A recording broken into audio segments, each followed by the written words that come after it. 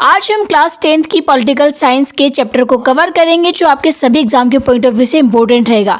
And diamond show इस video को देखने के बाद ऐसा कोई भी डाउट नहीं रहेगा आपका जो आप उसको सॉल्व न कर पाओ। सो इसको काफ़ी डेप्थ के साथ हम कवर करेंगे। So without getting any further delay हम इस वीडियो को स्टार्ट करते हैं।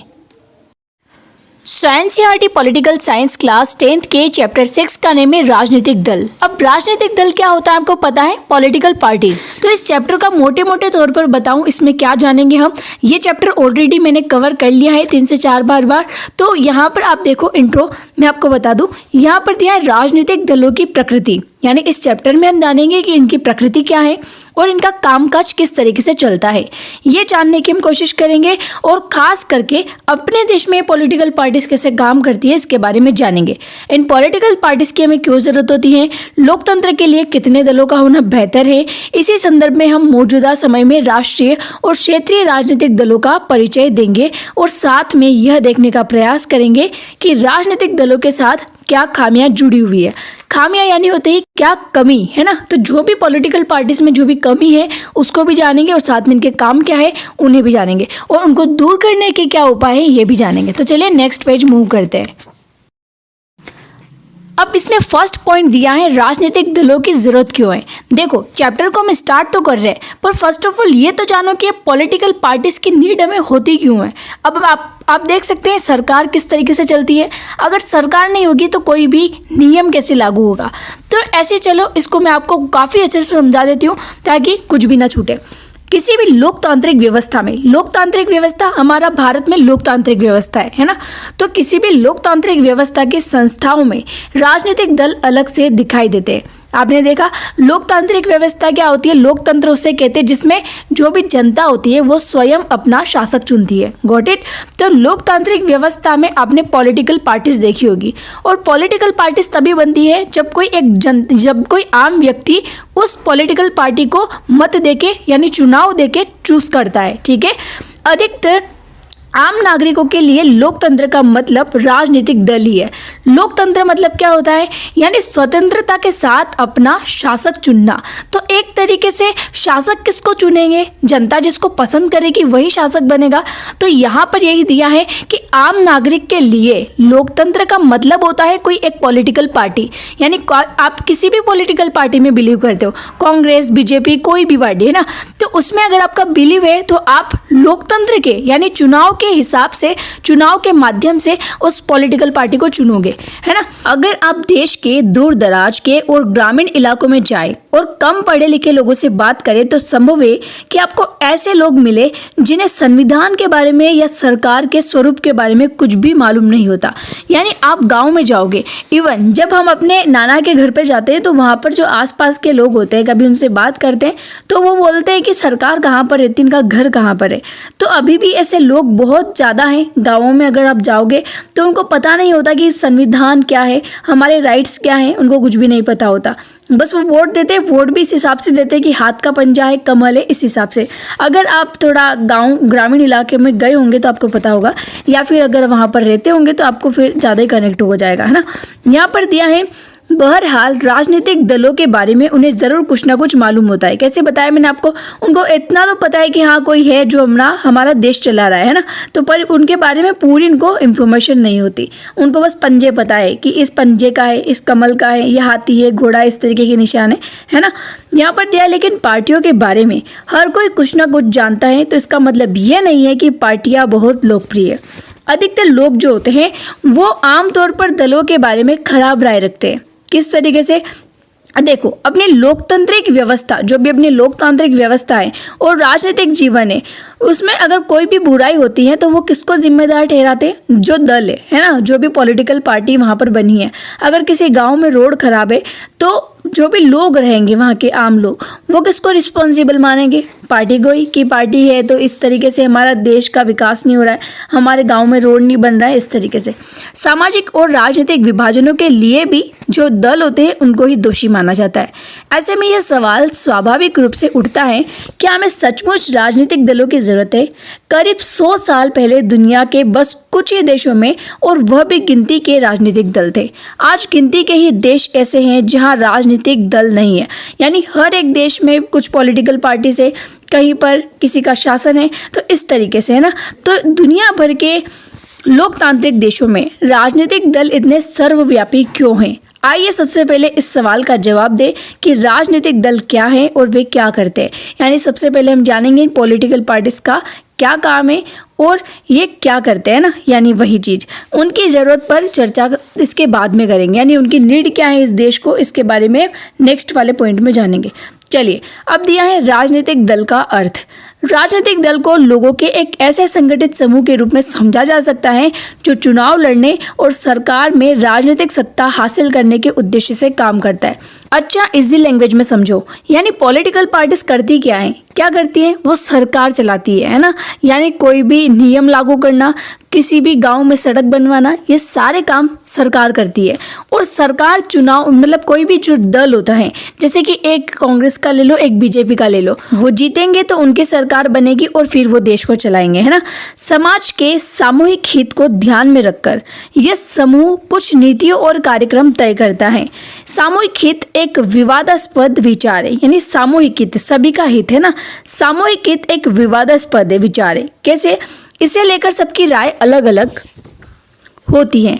इसी आधार पर दल लोगों को यह समझाने का प्रयास करते हैं कि उनकी नीतियां औरों से बेहतर है। यानी सारे पॉलिटिकल पार्टीज क्या करती है, वो यही कहती है ना कि हम सही है, हम सही है। इस तरीके से सब अलग अलग अपनी राय देते हैं कि हमारे जो भी नियम है, हम जो भी करते हैं, हमारी जो भी नीतियां हैं वो सही है।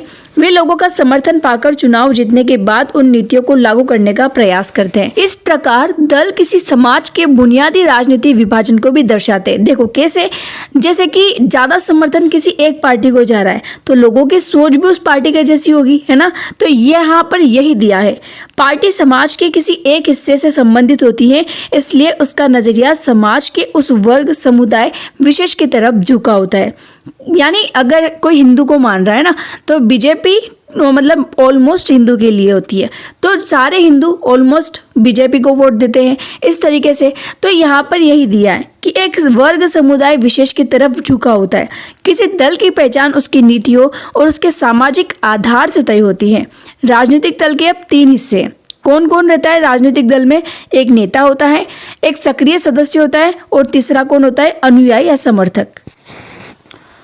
तो अब ये समझ में आ गया पॉलिटिकल पार्टीज होती क्या है। अब इसके काम क्या है, तो यहाँ पर दिया है राजनीतिक दल के क्या कार्य हैं। राजनीतिक दल क्या करते हैं? मूलतः राजनीतिक दल राजनीतिक पदों को भरते हैं और राजनीतिक सत्ता का इस्तेमाल करते हैं। दल इस काम को कई तरह से कर सकते हैं। देखो, मैं आपको ज़्यादा समझाऊँ नहीं क्या, क्योंकि ये काफ़ी इजी लैंग्वेज में लिख रखा है। मैं वो बात रिपीट कर रही हूँ तो सही नहीं लग रहा है। दल चुनाव लड़ते हैं। अधिकांश लोकतांत्रिक देशों में चुनाव राजनीतिक दलों द्वारा खड़े किए गए उम्मीदवारों के बीच लड़ा जाता है। सिंपल सी बात है, अलग अलग पॉलिटिकल पार्टीज के बीच में होता है। राजनीतिक दल उम्मीदवारों का चुनाव कई तरीकों से करते हैं। अमेरिका जैसे कुछ देशों में उम्मीदवार का चुनाव दल के सदस्य और समर्थक करते हैं। अब इस तरह से उम्मीदवार चुनने वाले देशों की संख्या बढ़ती जा रही है। अन्य देशों जैसे भारत में दलों के नेता ही उम्मीदवार चुनते हैं। यानी आपको समझ में आ गया। देखो मैं समझाती हूँ, जो दल है वही उम्मीदवार को चुनते हैं, है ना। फिर सेकंड दिया है, दल अलग अलग नीतियों और कार्यक्रमों को मतदाताओं के सामने रखते हैं। यानी जो भी उनकी नीतियां हैं, जो भी वो वादे करते हैं चुनाव से पहले, तो वो सब जनता के सामने रखते हैं और मतदाता अपनी पसंद की नीतियां और कार्यक्रम चुनते हैं। यानी जो भी आम जनता है वो किसको वोट देगी? जिसको उस नेता की बात पसंद आएगी। समझ में आ गया। देश के लिए कौन कौन सी नीतियां ठीक है, इस बारे में हम में से सभी की राय अलग अलग हो सकती हैं। सिंपल सी बात है, आप किसी और चीज़ पर फोकस करते हो, मैं किसी और चीज़ पर फोकस करती हूँ, तो इस तरीके से सबकी थिंकिंग अलग अलग होती है, तभी तो अलग अलग पार्टीज को वोट जाते हैं, है ना। पर कोई भी सरकार इतने अलग अलग विचारों को एक साथ लेकर नहीं चल सकती। लोकतंत्र में समान या मिलते जुलते विचारों को एक साथ लाना होता है ताकि सरकार की नीतियों को ही एक दिशा दी जा सके। पार्टियां यही काम करती हैं। पार्टियां तरह तरह के विचारों को कुछ बुनियादी राय तक समेट लाती हैं, जिनका वे समर्थन करती हैं। सरकार प्रायः शासक दल की राय के अनुरूप अपनी नीतियां तय करते हैं ना। यानी जो भी शासक दल है उसकी जो भी राय होती है उसके हिसाब से नीतियां डिसाइड की जाती है। पार्टियां देश के कानून निर्माण में निर्णायक भूमिका निभाती हैं। यानी कानून जो भी बनेगा, है ना, कानून जो भी है उसमें एक इम्पोर्टेंट रोल वो प्ले करेंगे। कानूनों पर औपचारिक बहस होती है और उन्हें विधायिका में पास करवाना पड़ता है। लेकिन विधायिका के अधिकतर सदस्य किसी न किसी दल के सदस्य होते हैं, यानी ज़रूरी तो नहीं है एक ही पार्टी के लोग होंगे, अलग अलग पार्टी के लोग भी होते हैं उसमें, तो उस पर थोड़ी उनकी वाद विवाद भी चलती है, बातें भी चलती हैं। इस कारण वे अपने दल के नेता के निर्देश पर फैसला करते हैं। दल ही सरकार बनाते हैं और चलाते हैं, यानी दल ही क्या करेंगे, सरकार बनाएंगे और दल ही क्या करेंगे, सरकार चलाएंगे। हमने पिछले साल पढ़ा था कि नीतियों और बड़े फैसलों के मामले में निर्णय राजनेता ही लेते हैं और ये नेता विभिन्न दलों के होते हैं। पार्टियां नेता चुनती हैं और उनको प्रशिक्षित करती हैं और फिर पार्टी के सिद्धांतों और कार्यक्रम के अनुसार फैसले करने के लिए उन्हें मंत्री बनाती है ताकि वे पार्टी की इच्छा के अनुसार सरकार चला सके। समझ में आ गया? चुनाव हारने वाले दल शासक दल के विरोधी पक्ष की भूमिका निभाते हैं, यानी जो हारेगा वो विरोधी पक्ष कहलाएगा। सिंपल सी बात है। सरकार की गलत नीतियों और असफलताओं की आलोचना करने के साथ वो अपनी अलग राय भी रखते हैं, यानी जो पार्टी हार गई है वो ये बताएगी कि जो अभी पार्टी बनी है, जो जीती है, वो क्या गलत काम कर रही है ना। उनकी नीतियों पर उंगली उठाएगी और साथ में उनकी आलोचना करेगी। विपक्षी दल सरकार के खिलाफ आम जनता को भी गोलबंद करते हैं, यानी कोई भी पार्टी जीती है ना, अगर वो कोई गलत काम कर रही है या ऐसा कोई काम कर रही है जो जनता के लिए सही नहीं है, तो वो क्या करेगी, जनता को गुमराह भी करेगी इस तरीके से कि तुम्हारे लिए ऐसा कर रहे हैं, ये तो ऐसा कर रहे हैं, तो इस तरीके से वो गोलबंद करते हैं, यानी एक ऐसे यूनिटी बनाते हैं ना। जनमत निर्माण में दल महत्वपूर्ण भूमिका निभाते हैं। जनमत निर्माण क्या होता है, जो भी जन का मत होता है ना, उसमें दल महत्वपूर्ण भूमिका निभाते हैं। जैसे कि छोटे छोटे दल है, आपके एरिया में छोटे छोटे दल होंगे तो वो आपको घर पे आएंगे, आपको बोलेंगे कि हमारी पार्टी को वोट दीजिए। ऐसा तो नहीं है कि सीधा नरेंद्र मोदी आपके घर पे आके बोलेंगे, नहीं। तो छोटे छोटे जो दल है ना, वही घर पर आकर बोलते हैं। वे मुद्दों को उठाते हैं और उन पर बहस करते हैं। विभिन्न दलों के लाखों कार्यकर्ता देश भर में बिखरे होते हैं। समाज के विभिन्न वर्गों में उनके मित्र संगठन या दबाव समूह भी काम करते हैं। दबाव समूह क्या होता है, जो संगठित होकर वो काम करते हैं, वो पहले वाले चैप्टर में हमने देखा। दल कई दफे लोगों की समस्याओं को लेकर आंदोलन भी करते हैं। अक्सर विभिन्न दलों द्वारा जारी रखी जाने वाली राय के इर्द गिर्द ही समाज के लोगों की राय बनती जाती है। दल ही सरकारी मशीनरी और सरकार द्वारा चलाए जाने वाले कल्याण कार्यक्रम तक लोगों की पहुंच बनाते हैं।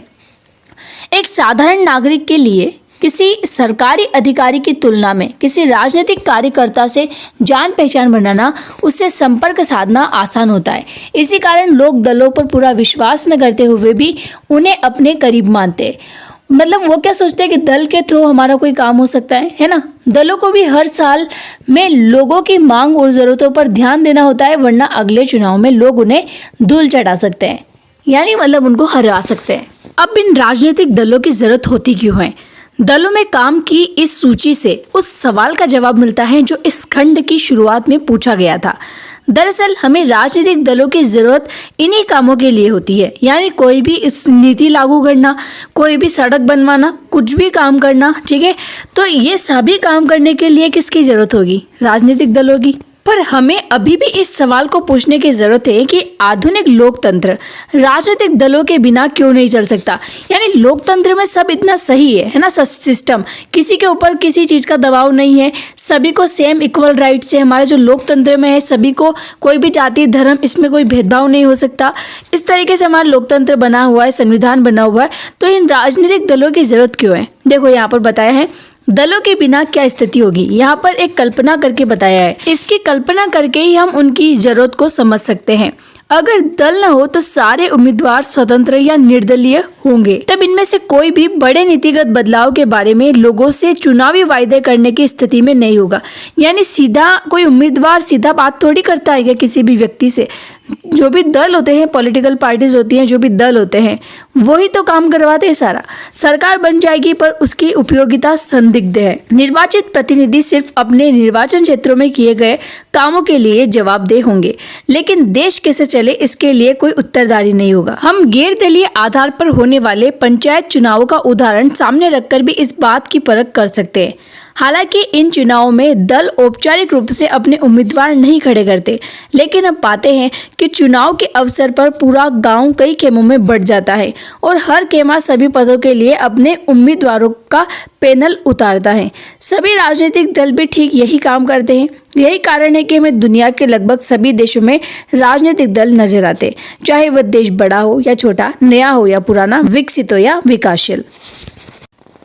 आगे नेक्स्ट पेज पर दिया है राजनीतिक दलों का उदय प्रतिनिधित्व पर आधारित लोकतांत्रिक व्यवस्था के उभार से जुड़ा होता है। हम पढ़ चुके हैं कि बड़े समाजों के लिए प्रतिनिधित्व आधारित लोकतंत्र की जरूरत होती है।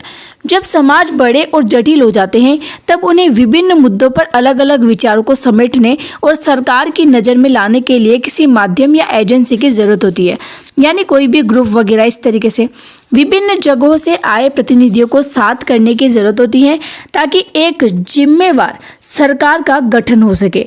जिम्मेदार हो सकता है, यहाँ पर शायद प्रिंटिंग मिस्टेक है।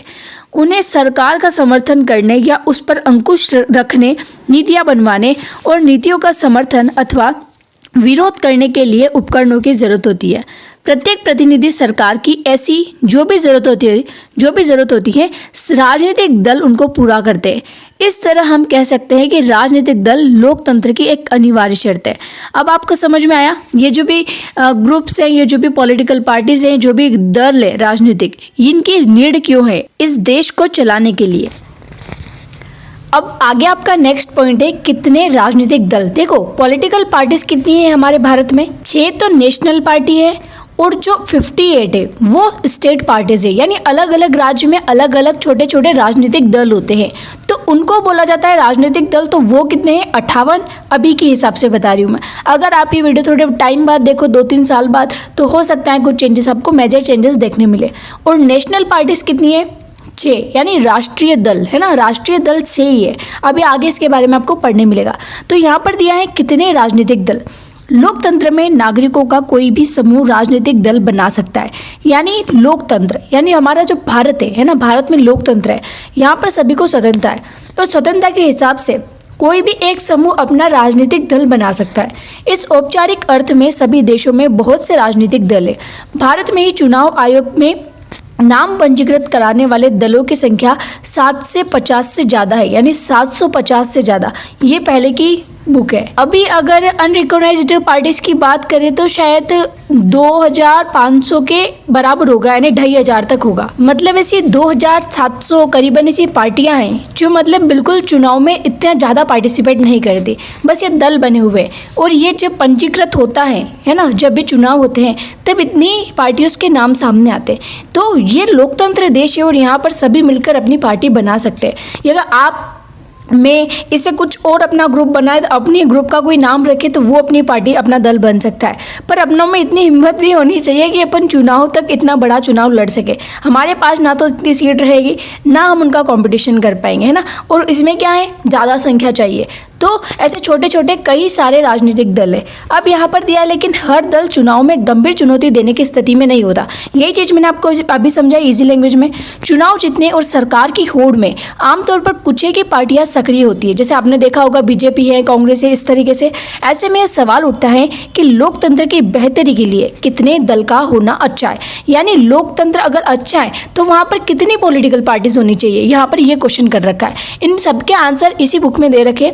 यहाँ पर दिया है कई देशों में सिर्फ एक ही दल को सरकार बनाने और चलाने की अनुमति है। फॉर एग्जाम्पल अगर चाइना की बात करें तो वहाँ पर एक कम्युनिस्ट पार्टी करके होती है, तो वहाँ पर उसी का शासन चलता है। और ऐसे छोटे छोटे राजनीतिक दल तो वहाँ भी बनाने की पूरी परमिशन है उनको। पर बात ये है कि मतलब वो कोई दलों का कोई काम ही नहीं होता, क्योंकि कम्युनिस्ट पार्टी का ही राज चलने वाला है, तो है। अब नेक्स्ट पेज पर देखें तो ये कोई इंपॉर्टेंट नहीं है, ये स्टोरी आप रीड कर सकते हो। साथ में नेक्स्ट पेज पर मूव करें तो यहाँ पर इसके आगे का अपन मतलब इसको कंटिन्यू करते हैं। इस कारण उन्हें एक दलीय शासन व्यवस्था कहा जाता है। किसमें, चाइना की अगर बात करें ना। कक्षा 9 में हमने देखा था कि चीन में सिर्फ कम्युनिस्ट पार्टी को शासन करने की अनुमति है। देखो यहाँ पर जो बात मैंने आपको बताई वही यहाँ पर आ गई, है ना। हालांकि कानूनी रूप से वहाँ भी लोगों को राजनीतिक दल बनाने की आज़ादी है, पर वहाँ की चुनाव प्रणाली सत्ता के लिए स्वतंत्र प्रतिद्वंदिता की अनुमति नहीं देती। यानी कोई भी पॉलिटिकल पार्टी चुनाव में अगर लड़ नहीं पाएगी तो फिर राजनीतिक दल बनाने से मतलब क्या है। तो यहाँ पर दिया है, इसलिए लोगों को नया राजनीतिक दल बनाने का कोई लाभ नहीं दिखता और इसलिए कोई नया दल नहीं बन पाता है ना। हम एक दलीय व्यवस्था को अच्छा विकल्प नहीं मान सकते। अगर हमारे भारत की बात करें तो यहाँ पर आपको अनेक दल देखने मिलेंगे, है ना।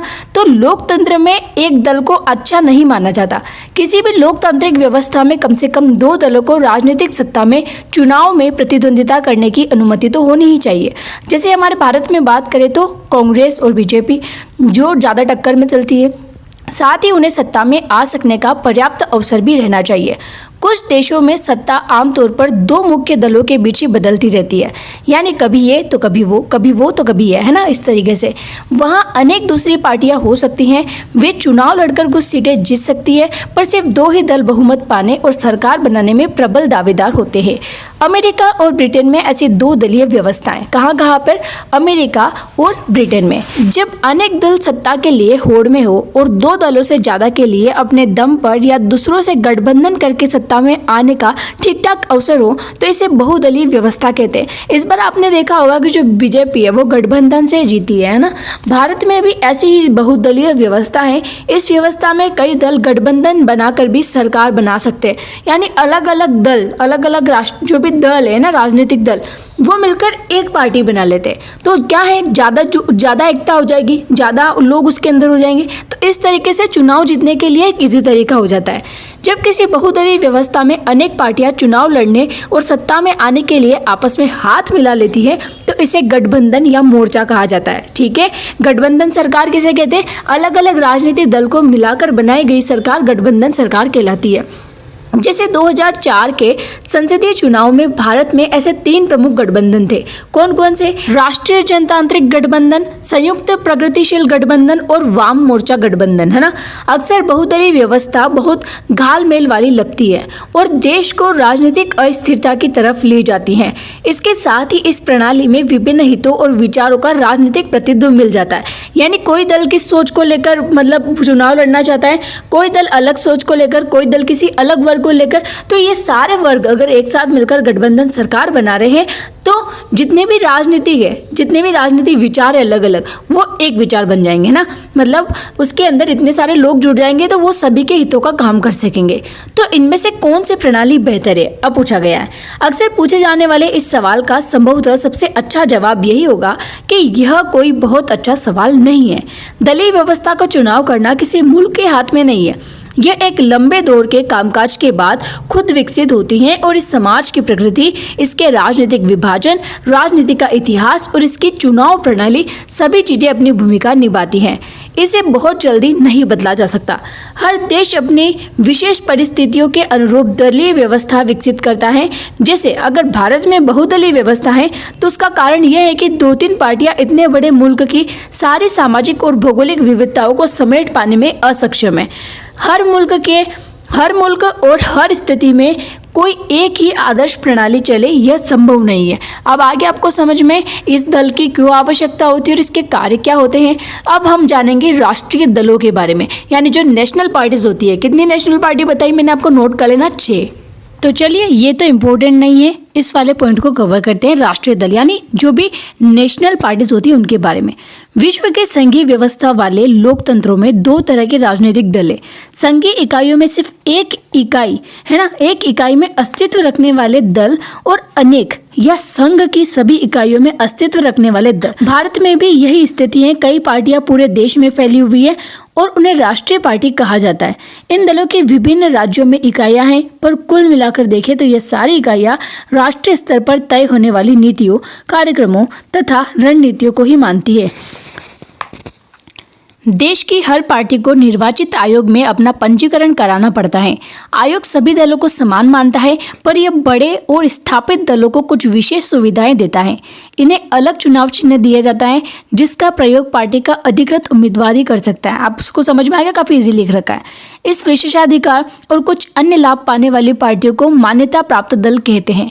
यानी ऐसे जो अधिकार प्राप्त करते हैं उनको क्या कहा जाता है? मान्यता प्राप्त दल। चुनाव आयोग ने स्पष्ट नियम बनाए हैं कि कोई दल कितने प्रतिशत वोट और सीट जीतकर मान्यता दल बन सकता है। यानी कोई भी एक दल है ना, छोटा, अगर उसको एक लिमिटेड सीट्स दे दी गई कि अगर आपने ये सीट के वोट यानी मतदान पा लिए तो आपको एक मान्यता दल नाम दे दिया जाएगा। जब कोई पार्टी राज्य विधानसभा के चुनाव में पड़े कुल मतों का 6% यानी अभी तो 6% है ना, 6% अगर वोट या उससे अधिक हासिल कर लेती है और कम से कम 2 सीटों पर जीत दर्ज करती है तो उसे अपने राज्य के राजनीतिक दल के रूप में मान्यता मिल जाती है। तो इस तरीके से कोई भी राजनीतिक दल अपना एक रियल मान्यता प्राप्त दल बन सकता है ना। अगर कोई दल लोकसभा चुनाव में पड़े कुल वोट का अथवा 4 राज्यों के विधानसभाई चुनाव में पड़े कुल वोटों का 6% हासिल करता है और लोकसभा के चुनाव में कम से कम 4 सीटें पर जीत दर्ज करता है तो उसे राष्ट्रीय दल की मान्यता मिलती है। अब समझ में आ गया। इस वर्गीकरण के हिसाब से 2017 में देश में 7 दलीय सरकार पर मान्यता प्राप्त थे, मतलब 7 दल ऐसे थे जो राष्ट्रीय स्तर पर मान्यता उन्होंने प्राप्त की। आइए इनमें से प्रत्येक के बारे में कुछ महत्वपूर्ण तथ्य जान लें। अब इन 7 पॉलिटिकल पार्टीज के बारे में जान लो, यानी जो नेशनल दल है उनके बारे में। अभी के प्रेजेंट टाइम की बात करें तो 6 दल ही हैं, पर ये पहले की बुक है इसलिए इसमें 7 दे रखे हैं। पढ़ लो आप और फिर इसको गूगल से सही कर लेना, है ना। ऑल इंडिया तृणमूल कांग्रेस, यह 1 जनवरी 1958 को ममता बनर्जी के नेतृत्व में बनी। इसे 2016 में राष्ट्रीय दल के रूप में मान्यता प्राप्त हुई। पुष्प और तृण पार्टी का प्रतीक है, यानी पुष्प है ना और तृण धर्मनिरपेक्षता और संघवाद के प्रति प्रतिबद्ध है। अब 2011 से पश्चिम बंगाल में ये सत्ता में है। अरुणाचल प्रदेश, मणिपुर, त्रिपुरा में भी इसकी उपस्थिति है। 2014 में हुए आम चुनाव में इसे 3.84% वोट मिले और 34 सीटों पर विजय हासिल की है। जिससे लोकसभा में चौथी सबसे बड़ी पार्टी है। यानी क्या बात कही थी मैंने आगे आपको कि किस तरीके से कोई भी स्टेट गवर्नमेंट, कोई भी स्टेट पॉलिटिकल पार्टी किस तरीके से मान्यता प्राप्त कर सकती है और कोई किस तरीके से एक राष्ट्रीय दल बन सकता है। तो इसका एक क्राइटेरिया होता है, जो पूरा कर लेता है उसको ये मान्यता मिल जाती है। अब ये सबके बारे में यही दिया है, पहले का डाटा है। तो चलिए मैं बस ये बता देती हूँ कि ये पार्टीज कब कब बनी, तो आप इसको अपने नोट्स में ज़रूर ऐड करें, काफ़ी इंपॉर्टेंट है। यहाँ पर दिया है 2017 में देश के 7 राष्ट्रीय दलों को मान्यता प्राप्त थी। पहला था बीजेपी यानी भारतीय जनता पार्टी, जिसकी स्थापना 1980 में हुई। फिर आती है बहुजन समाज पार्टी, जिसकी स्थापना 1984 में हुई। थर्ड आती है भारतीय कम्युनिस्ट पार्टी, जो मार्क्सवादी वाली है वो, यानी ये नीचे वाली है ना, तो इसकी स्थापना हुई 1964 में। कम्युनिस्ट पार्टी ऑफ इंडिया, ये वाली, इसकी स्थापना हुई 1925 में, सीपीआई वाली। फिर आती है भारतीय कांग्रेस पार्टी, जिसकी स्थापना हुई 1885 में। अब बात आती है नेशनलिस्ट कांग्रेस पार्टी की, तो इसकी हुई 1999 में, है ना, नेशनलिस्ट पार्टी की। फिर लास्ट आता है ऑल इंडिया तृणमूल कांग्रेस, जिसकी स्थापना हमने देखा 1998 में होगी। ठीक है, तो इसके अलावा इसमें कोई ज़्यादा इंपॉर्टेंट नहीं है। आप चाहो तो इनको पढ़ सकते हो और इनके बारे में इंफॉर्मेशन आप गूगल से ले सकते हो। इनके बारे में एग्जाम में पूछा जा सकता है। यहाँ पर दिया है क्षेत्रीय दल। अब क्षेत्रीय दल क्या है, यानी जो राज्य दल होते हैं। तो इन 7 पार्टियों के अलावा अन्य सभी प्रमुख दलों को निर्वाचित आयोग ने राज्य दल के रूप में मान्यता दी है। देखो इस मैप से समझा देती हूँ, ऑल डाटा है। तो यहाँ पर दिया है, आप राज्य से देख सकते हो। यहाँ पर पहला है ये आम आदमी पार्टी, यानी पंजाब में भी है और दिल्ली से शुरू हुई थी। फिर आती है शिरोमणि अकाली दल, ये पंजाब का। इंडियन नेशनल लोक दल, ये हरियाणा का था। इस तरीके से ऐसे छोटे छोटे काफ़ी सारे दल है ना। अब इन जो भी पॉलिटिकल पार्टीज होती हैं, जो भी छोटे छोटे दल होते हैं, उनके सामने चुनौतियाँ क्या होती है, तो चलिए देखते हैं। हमने देखा है कि लोकतंत्र के कामकाज के लिए राजनीतिक पार्टियां कितनी महत्वपूर्ण है। हमने देखा और उनका काम क्या होता है ये भी हमने देखा। चूंकि दल ही लोकतंत्र का सबसे ज़्यादा प्रकट रूप है, इसलिए स्वाभाविक है कि लोकतंत्र के कामकाज की गड़बड़ियों के लिए लोग राजनीतिक दल को ही दोषी ठहराएंगे। सामान्य सी बात है, अगर कहीं पर सड़क नहीं बनेगी, कोई विकास नहीं होगा, तो रिस्पॉन्सिबल कौन होगा? Political parties. पूरी दुनिया में लोग इस बात से नाराज रहते हैं कि दुनिया दल अपना काम ठीक ढंग से नहीं करते। हमारे लोकतंत्र के साथ भी यही बात लागू होती है। आम जनता की नाराजगी और आलोचना राजनीतिक दलों के कामकाज के 4 पहलुओं पर ही केंद्रित रही। कौन कौन सी? लोकतंत्र का प्रभावी उपकरण बने रहने के लिए राजनीतिक दलों को इन चुनौतियों का सामना करना चाहिए और इन पर जीत हासिल करनी चाहिए। अब पहली चुनौती क्या है? तो पहली चुनौती है कि पार्टी के भीतर आंतरिक लोकतंत्र का न होना। देखो सारी दुनिया में यह प्रवृत्ति यानी ये इमेज बन गई है कि सारी ताकत एक या कुछ एक नेताओं के हाथ में ही सिमट जाती है। पार्टियों के पास न सदस्यों की खुली सूची होती है, न नियमित रूप से सांगठनिक बैठकें होती है। उनके आंतरिक चुनाव भी नहीं होते। कार्यकर्ताओं से वे सूचनाओं का साझा भी नहीं करते। सामान्य जो कार्यकर्ता होते हैं वो अनजान ही रहता है कि पार्टी के अंदर क्या चल रहा है। यानी एक पॉलिटिकल पार्टी जीत गई तो नीचे वालों को पता ही नहीं रहता कि किस तरीके से काम को संभालना है, उनके बीच में सही से बैठक नहीं होती, इस तरीके से चीज़ें होती है। उसके पास न तो नेताओं से जुड़कर फैसलों को प्रभावित करने की ताकत होती है, नहीं कोई अदर माध्यम। परिणाम स्वरूप पार्टी के नाम पर सारे फैसले लेने का अधिकार उस पार्टी के नेता हथिया लेते हैं। यानी किसी एक के पास वो सारे राइट चले जाते हैं।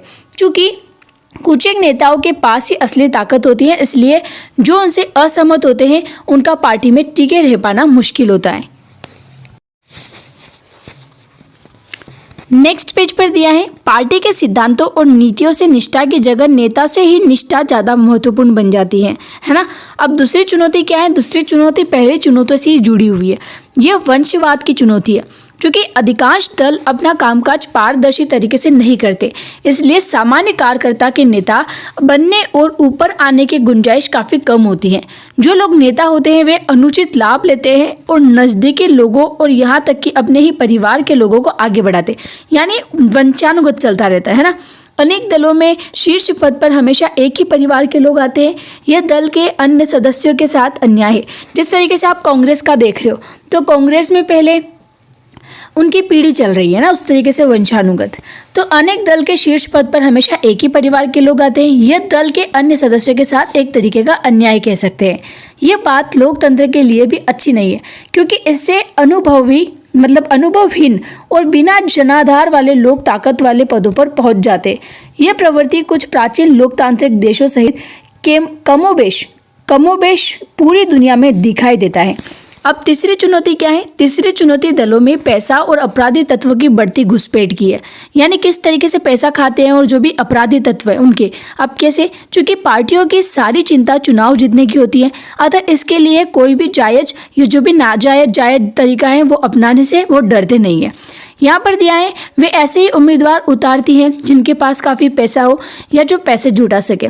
किसी पार्टी को ज़्यादातर धन देने वाली जो ज़्यादा धन देने वाली कंपनियां और अमीर लोग उस पार्टी की नीतियों और फैसलों को भी प्रभावित करते हैं। कई बार पार्टियां चुनाव जीत सकने वाले अपराधियों का समर्थन करती हैं या उनकी मदद लेती है। यानी आपने देखा होगा कि पॉलिटिक्स में ज़्यादा गुंडे होते हैं ना, इस तरीके से। तो दुनिया भर में लोकतंत्र के समर्थक लोकतांत्रिक राजनीति में अमीर लोग और बड़ी कंपनियों की बढ़ती भूमिका को लेकर चिंतित है। अब चौथी चुनौती क्या है? पार्टियों के बीच विकल्पहीनता की स्थिति। सार्थक विकल्प का मतलब ये होता है कि विभिन्न पार्टियों की नीतियों और कार्यक्रम में महत्वपूर्ण अंतर हो। हाल के कुछ वर्षों में दलों के बीच वैचारिक अंतर कम हो गया है और यह प्रवृत्ति दुनिया भर में दिखती है।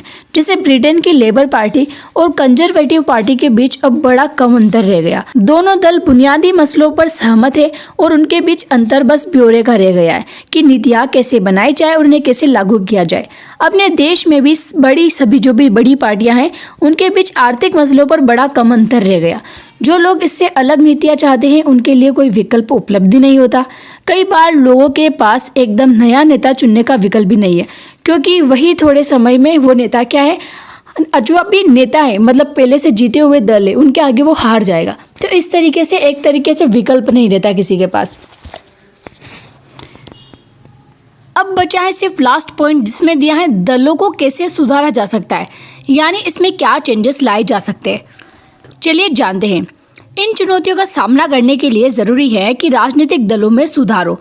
यानी कोई भी जो भी प्रॉब्लम सामने आ रही है तो सबसे पहले अगर दल ही सही हो जाएंगे, दलों में सुधार हो जाएगा, तो ऐसी कोई प्रॉब्लम फेस नहीं करनी पड़ेगी।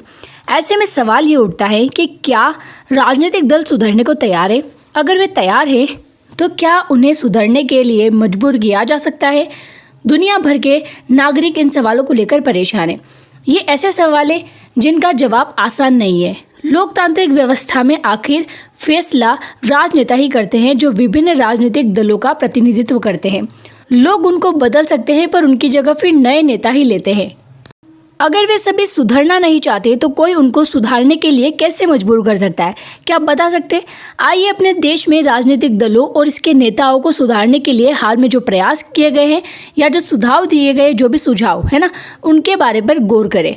अब यहाँ पर दिया है पहला, विधायकों और सांसदों को दल बदल करने से रोकने के लिए संविधान में संशोधन किया गया। निर्वाचित प्रतिनिधियों के मंत्री पद या पैसे के लोभ में दल बदल करने में आई तेजी को देखते हुए ऐसा किया गया। नए कानून के अनुसार अपना दल बदलने वाले सांसद या विधायक को अपनी सीट भी गंवानी होगी। यानी दल बदलना कैसे, जैसे कि कोई बीजेपी का है वो सीधा कांग्रेस में चला जाए, या जो कांग्रेस का है वो सीधा बीजेपी में चला जाए। तो ऐसे अगर एकदम से वो पार्टियां चेंज कर लेते हैं तो उसमें क्या है, वो अपनी सीट भी गंवा सकते हैं। इस नए कानून से दल बदल में कमी आई है और इससे पार्टी में विरोध का कोई स्वर उठाना और भी मुश्किल हो गया है। पार्टी नेतृत्व में जो फैसला करता है,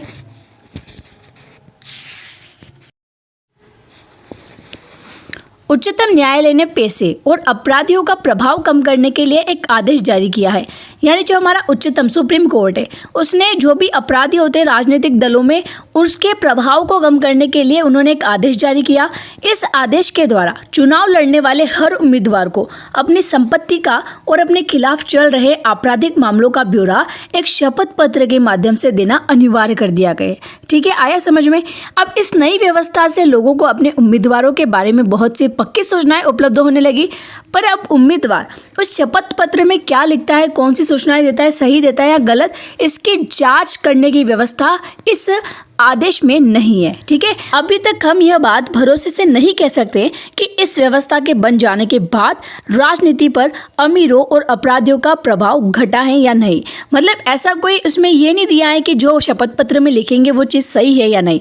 अगर उन्होंने गलत लिख दिया तो भी इसकी कोई जांच नहीं की जाती है और इसके हिसाब से ये अनुमान या ये रिजल्ट नहीं निकाला जा सकता कि इस वाले आदेश से कुछ सुधार हुआ है या नहीं। अब अगला है, चुनाव आयोग ने एक आदेश के जरिए सभी दलों के लिए सांगठनिक चुनाव कराना और आयकर का रिटर्न भरना जरूरी कर दिया। यानी जो टैक्स वगैरह होता है दलों ने ऐसा करना शुरू भी कर दिया है, पर कई बार ऐसा सिर्फ खाना पूरी करने के लिए होता है। यानी सिर्फ वो उसको फॉर्म में फिल कर रहे हैं, सिर्फ इसलिए काम आता है। ये बात अभी नहीं कही जा सकती कि इससे राजनीतिक दलों में अंदरूनी लोकतंत्र मजबूत हुआ है। इसके अलावा राजनीतिक दलों में सुधार के लिए अक्सर कई कदम सुझाए जाते हैं। अब कौन कौन से? राजनीतिक दलों के आंतरिक कामकाज, यानी जो उनके आंतरिक कामकाज चलते हैं उसको व्यवस्थित करने के लिए कानून बनाया जाना चाहिए। सिंपल सी बात है। सभी दल अपने सदस्यों की सूची रखें, यानी जो दल है उसके अंदर कितने सदस्य हैं सभी की एक लिस्ट उनके पास होनी चाहिए। अपने संविधान का वो पालन करे। पार्टी में विवाद की स्थिति में एक स्वतंत्र प्राधिकार को पंच बनाए और सबसे बड़े पदों के लिए खुला चुनाव कराए। यह व्यवस्था अनिवार्य की जानी चाहिए। सिंपल समझ में आया। अब नेक्स्ट दिया है, राजनीतिक दल महिलाओं को एक खास न्यूनतम अनुपात में जरूर टिकट दे, यानी करीबन 1/3 टिकट है ना। इस प्रकार दल के प्रमुख पदों पर भी औरतों के लिए आरक्षण होना चाहिए। चुनाव का खर्च सरकार उठाए। सरकार दलों को चुनाव लड़ने के लिए धन दे। ये मदद पेट्रोल, कागज, फोन वगैरह के रूप में भी हो सकती है, या फिर पिछले चुनाव में मिले मतों के अनुपात में नगद पैसा दिया जा सकता है। अब दिया है, राजनीतिक दलों ने अभी तक इन सुझावों को नहीं माना। अगर इन्हें मान लिया गया तो संभव है कि इससे सुधार हो, लेकिन हर राजनीतिक समस्या के लिए महज कानूनी समाधान की बात करते हुए हमें सावधान रहना चाहिए। दलों को ज़रूरत से ज़्यादा नियमों से जकड़ना नुकसानदेह भी हो सकता है। इससे सभी दल कानून को दरकिनार करने का तरीका ढूंढने लगेंगे। इसके अलावा राजनीतिक दल खुद भी ऐसा कानून पास करने पर सहमत नहीं होंगे जिसे वे पसंद नहीं करते, है ना। यानी वो आगे वाले पीढ़ी को भी यही कहेंगे कि मतलब ऐसा कानून नहीं होना चाहिए। अगर वो उस कानून से ही संतुष्ट नहीं है तो आने वालों के लिए वो अप्लाई थोड़ी करेंगे। दो और तरीके हैं जिससे राजनीतिक दलों को सुधारा जा सकता है। कौन कौन से? पहला तरीका है राजनीतिक दलों पर लोगों द्वारा दबाव बनाने का। ये काम चिट्ठियां लिखने, प्रचार करने और आंदोलन के जरिए किया जा सकता है।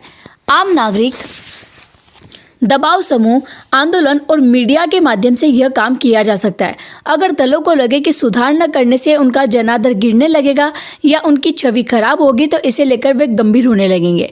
अब सुधार का दूसरा एक और तरीका है सुधार की इच्छा रखने वालों का खुद राजनीतिक दल में शामिल होना। लोकतंत्र की गुणवत्ता लोकतंत्र में लोगों की भागीदारी से तय होती है। यानी लोकतंत्र की गुणवत्ता कब बनेगी? जब लोग उसमें पार्टिसिपेट करेंगे। अगर आम नागरिक खुद राजनीति में हिस्सा न ले और बाहर से ही बातें करते रहे तो सुधार मुश्किल है।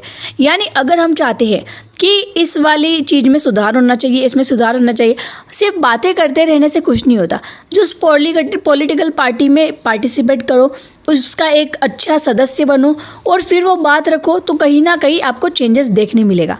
खराब राजनीति का समाधान है ज़्यादा से ज़्यादा राजनीति और बेहतर राजनीति। यानी ये जो भी खराब पॉलिटिकल पार्टी है, इसका सॉल्यूशन कैसे हो सकता है?